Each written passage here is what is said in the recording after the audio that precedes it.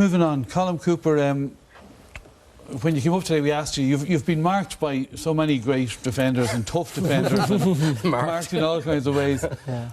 I asked you to put together who the 3 best defenders who you've had marked on you, so you might take us through them. Yeah, it was difficult when I only could pick 3, but I suppose starting off in no particular order, I suppose one of the guys I marked for 10 years nearly was Anthony Lynch from Cork. He was a great defender. Yeah. He was a great servant to Cork as well.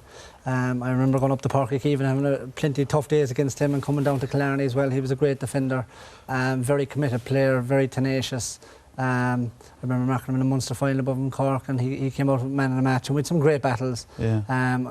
So he was a great player, and I think anybody who's marked him would know that they were in a game. And he was one of Cork's shining lights for 10 or 12 years along with Graham Canty, and he was a wonderful player.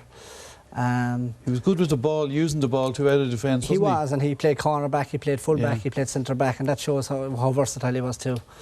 The second player I picked was Keith Higgins from Mayo. I've marked him in a number of games in All-Ireland finals. I've marked him in Castlebar league games, and he's just such a fantastic player. The speed he has, I don't think I've marked someone with so much speed. And he showed his versatility by going into the forwards this year at Mayo. I think he lined out at centre forward in the All-Ireland final for a number of games, and that just shows what a good player and how highly he's rated in Mayo and right across the country. And he's a number of All-Stars now as well. So he was just a very, very, very good player, and I found it very difficult to find space off him. And I've had a good few battles with him, and who knows, we might have a few in the future as well. Hope you're not giving him a psychological advantage here now. We brought him back now. He's back corner. Get ready for you again for next year. Well, they've moved me out centre forward now, so I must be slowing down. Yeah, I was surprised a little surprised with your 3rd choice. Yeah, well, the 3rd one. He had to be in my 3 really, because he's one of the best defenders I've marked, and I've marked him a number of times in training, and that's Mark O'Shea.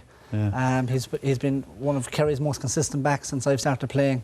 Obviously his 2 brothers before him and his uncle were fantastic players and servants for Kerry, and Mark has just excelled so much for Kerry. He's reading the game, he's so talented. He plays centre forward for his club on many occasions.